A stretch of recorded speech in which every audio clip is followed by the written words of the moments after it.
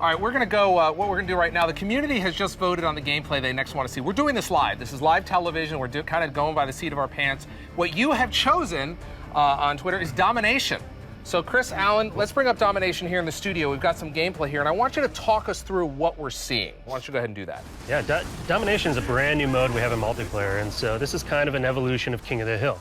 You have 3 rings that are static on the map. These don't move around like they did in King of the Hill. And then your team's goal is to go capture those rings, and while you're holding them, you earn points, which you can see up there in the upper left-hand side of the screen. And the first team to the score threshold will win the match.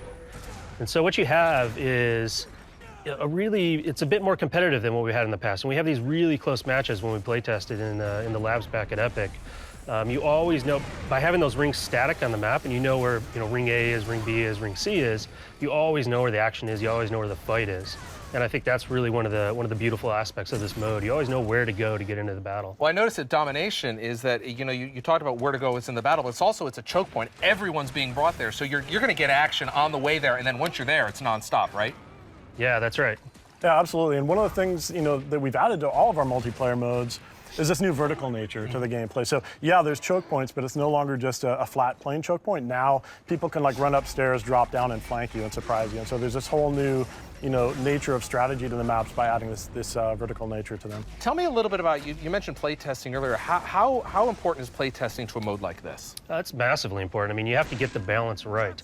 And so, particular to Domination, when we play test, a lot of it is the location of those rings. Right. We want to make sure that the battle is not only fair between the 2 teams, but they're in the right locations where you set up really good fights. So for example, this room here, you have 3 entry points. And so when you have one team defending in the middle, you have to kind of make sure you're watching all those entry points. And you've got some pipes you can duck behind. Yeah, as well. You take cover, of course, and find some really good places to kind of bunker down and defend, which is really important. Now, so you mentioned there's 3 rings. How does the gameplay progress in terms of the balance, and do I get one, do I move to the other? Tell me a little bit about that dynamic. Yeah, there's a lot of strategy involved in how you do that. So typically, there's one ring that's kind of near each team's spawn points, and so those are more easily captured, and then there's one that's kind of more in the middle, and then there's a lot more contention for that. So there's a lot of strategy and communication that has to happen to decide how you can essentially hold 2 or more of the 3 at all times so that you're accruing points faster than the other team. Yeah, and I think one thing that, so we just saw him jump out of a window there, and that was something that Alan was referring to earlier, is this new verticality that we have in our maps.